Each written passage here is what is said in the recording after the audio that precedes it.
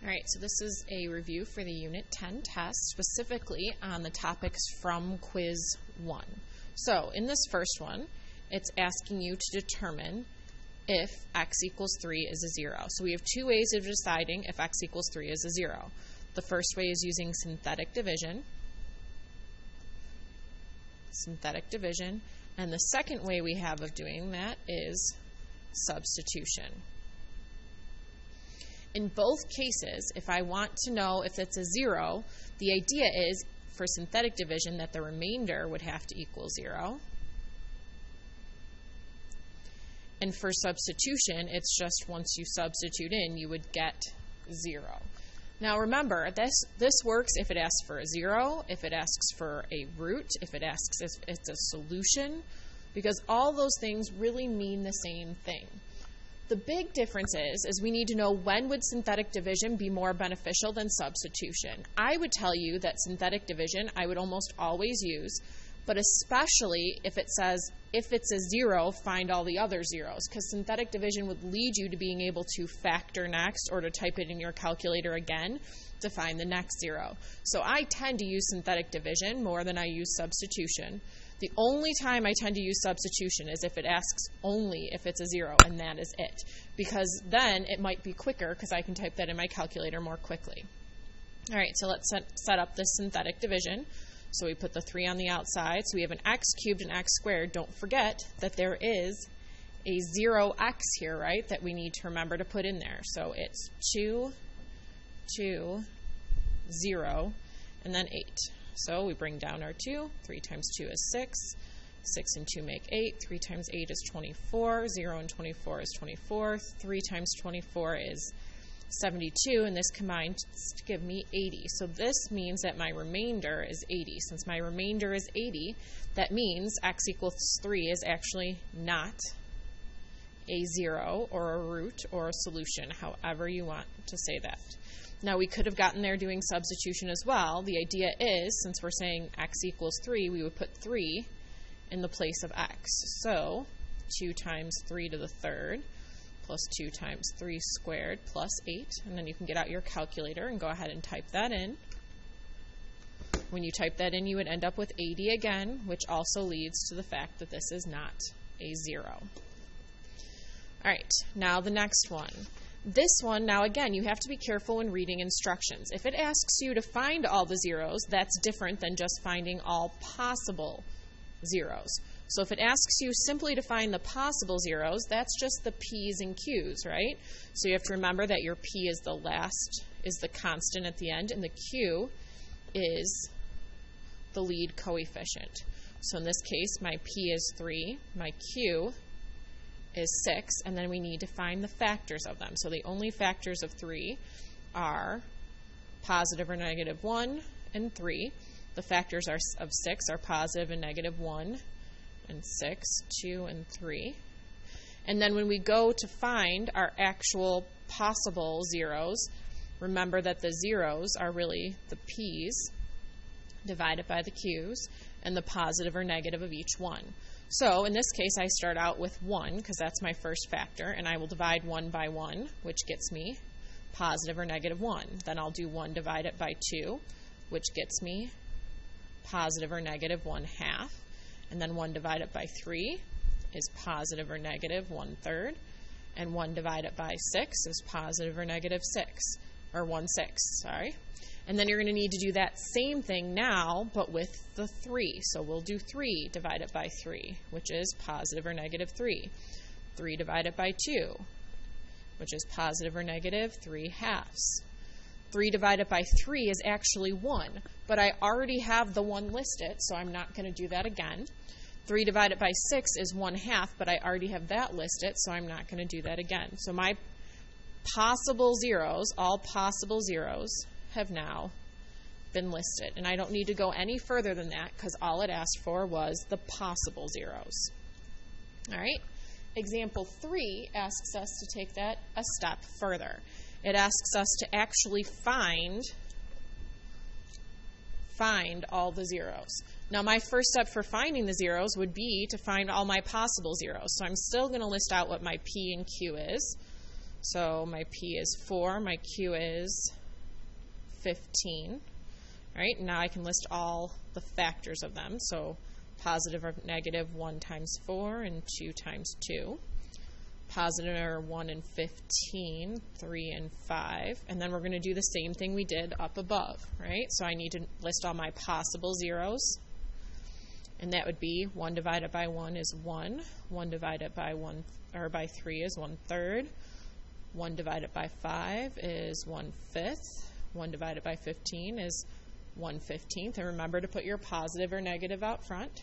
Then we'll do the same thing now with the 2. So 2 divided by 1 is positive or negative 2. Positive or negative 2/3. Positive or negative 2/5. Positive or negative 2/15. And then we'll do the same thing with the 4. So 4 divided by 1 would be positive or negative 4. 4 positive or negative 4/3. Positive or negative 4/5, and positive or negative 4/15. Now the fact that I've got so many fractions here makes me believe that when I go to graph this, my 0 will probably be one of these fractions. So at some point I might need to change these into decimals so that they match what I see on my calculator. Alright, so we turn on the calculator, go to the y equals, and I've already typed in the equation, so you might want to pause here for a minute, type in the equation yourself, and go from there. Okay, so I'm going to go graph it now. Oops, I need to select it so that I can graph it. Okay, now when I look at this, I think it's pretty clear that there's a 0 here, there's a 0 here, and there's probably 1 here. But let's start out with the left one first, like always. So I'm going to calculate my 0. So since I think my 0's here, I need to go to the left of it, which is that direction. So even though I can't see my cursor, I know I'm to the left because I arrowed left. And now I arrowed to the right. And I got negative 0.66666, and I know that that is the same thing as negative 2/3. So I'm going to go ahead and use the negative 2/3 as my 0. So negative 2/3. Start my synthetic division would be 15, negative 68, negative 7, 24, negative 4. So bring this down and we get 15. 15 times negative 2/3 would be negative 10. Combines to negative 78. Negative 2/3 times negative 78 is 52. 52 and negative 7 give me 45. Negative 2/3 of 45 is negative 30. 24 and negative 30 is negative 6, which gets me 4. So then it does 0, so I know that this is definitely one of my solutions.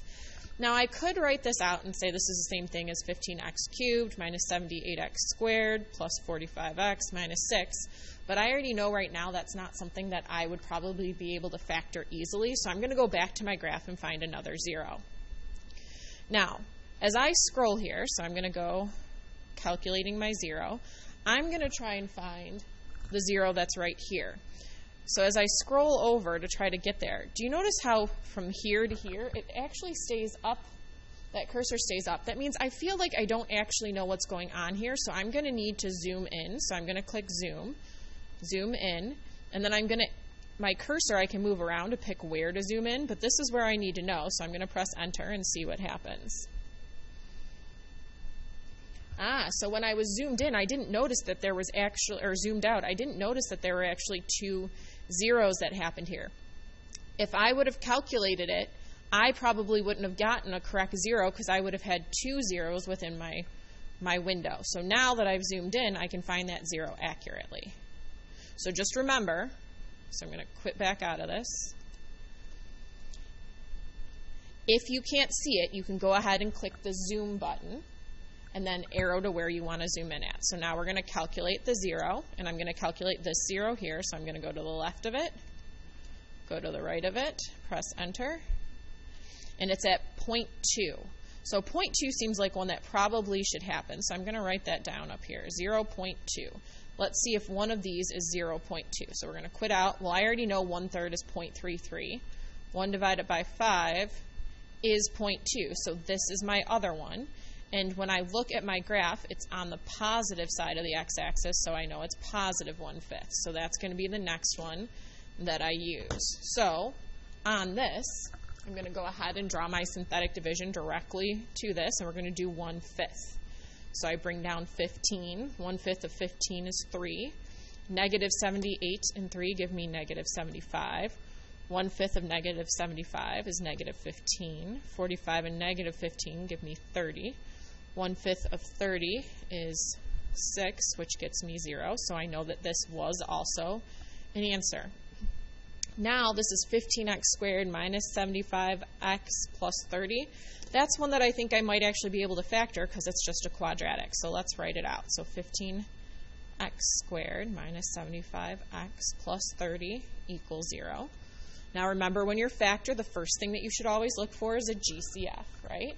So the GCF here would be 15, which would give me x squared minus 5x plus 2 equals 0. And now I need to focus on factoring this. So I can go ahead and use guess and check, or I can go ahead and think about this as, since my coefficient to my first term is 1, are there any numbers that multiply to give me 2 but add to give me negative 5? So 1 and 2 won't ever give me 5. So that means this cannot be factored. And since it can't be factored, that means we have to do this in a different format. In other words, so we can't factor, so we need to use the quadratic formula. In case you don't remember what that is, it's x equals the opposite of b plus or minus square root b squared minus 4ac all over 2a. So now remember, what is what in this? So my a is actually the one that's here, my b is negative 5, and my c is 2. So I can go ahead and plug that in. So x equals the opposite of negative 5 would be 5 plus or minus the square root of b is negative 5, and since it's negative we have to put it in parentheses and then square it, minus 4 times 1 times 2 all over 2 times a, which would be 2 times 1. So my focus at the beginning should be on finding what is inside, simplifying what's inside that radical first, which is actually, so we're going to type that in our calculator.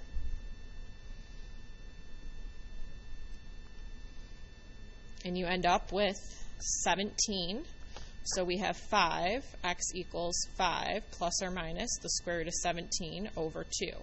Now, I should try and simplify this radical. In other words, is there a perfect square that goes into 17 evenly? If there was, we would need to split it up and simplify, but in this case, there is not, right? So then I can go ahead and list out my answers. So we have negative 2/3, we have 1/5, and then we have 5 plus or minus square root of 17 over 2. Now don't forget, when you tell me what your final answer is, you should always check to see that you have enough. Remember, in order to figure out how many solutions you should have, look at the highest exponent. So my highest exponent is 4, so I should have 4 solutions. And in this case, we have 1, 2, 3 would be the plus, 4 would be the minus. So I know I found all my solutions, and I can go on to the next problem. Okay, so number 4 asks us to write the equation of the polynomial with these 2 roots. But don't forget, there's actually more than 2. These split up into, because it's an imaginary, you have to also do the conjugate, so also 4 plus I. So I have 5 roots, so this one would be x plus 5, because if I subtracted, I would get to negative 5 as a solution. X minus, don't forget to put that in parentheses, another parenthesis inside of it, and the same thing with this one here. Now again, I'd want to get rid of those parentheses on the inside first, so I'd be distributing this negative inside, so x minus 4 plus I. Same thing here, so x minus 4 minus I, and we still have x plus 5 on the front. And then I would multiply my trinomials first, because they both have those imaginary numbers, which will help me simplify it. So x times x is x squared. X times negative 4 is negative 4x. X times negative I is negative ix. Now we can distribute the negative 4. So negative 4 times x is negative 4x. Negative 4 times negative 4 is plus 16. So I'm going to put that on the outside because I don't have a like term. And negative 4 times negative I would be plus 4i. Again, I don't have a like term, so I'm not going to line that up with anything. And then we can go ahead and do the same thing with the I. So I times x would be plus ix, so I can line that up under its like term. I times negative 4 would be negative 4i.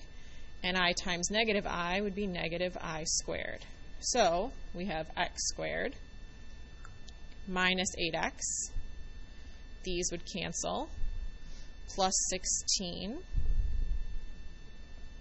These would cancel. And I squared, remember, is actually negative 1. So since it's minus a negative 1, it's actually plus 1. So I have x squared minus 8x plus 17. And don't forget that you still have to multiply it by the x plus 5.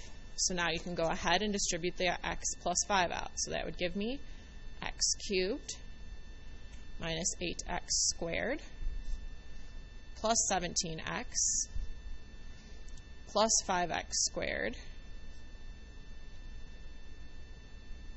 minus 40x and minus 85. So then my final answer is x cubed minus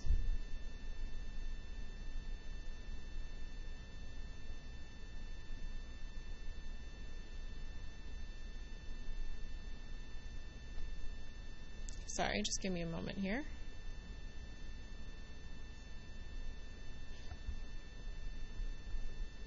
No, that's right, sorry. So, not minus, yeah, minus 3x squared. And negative 40 plus 17 would be negative 23x. And this one's actually plus 85, so plus 85. And then don't forget, you must put equal 0 because it says to write an equation. So an equation has to have an equal sign. Equation, equal, they all start with that same piece. So you need to remember that you need the equal sign there. All right, and the last one, example 5, asks you to find the x-intercepts and the y-intercepts of the polynomial. So remember, my x-intercepts are the same thing as saying are zeros, which means the y equals 0, right? X-intercepts, y equals 0. So it's 0 equals x cubed minus 4x squared minus 11x plus 30. Okay, so right now I know I can't factor because grouping wouldn't work with this. So we're going to have to go ahead and go to our graphing calculator. So we have x to the third minus 4x squared minus 11x plus 30.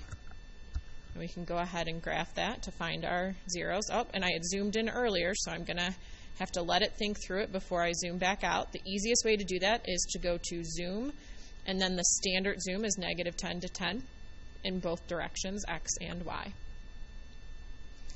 All right, so this one looks like a good enough 0 to me, so second calculate the 0.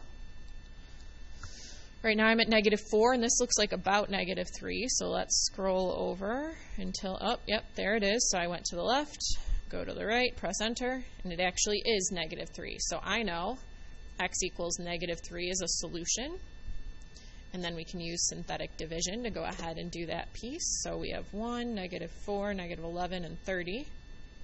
So that's 1, negative 3, negative 7, 21, 10, negative 30, so 0, so that worked.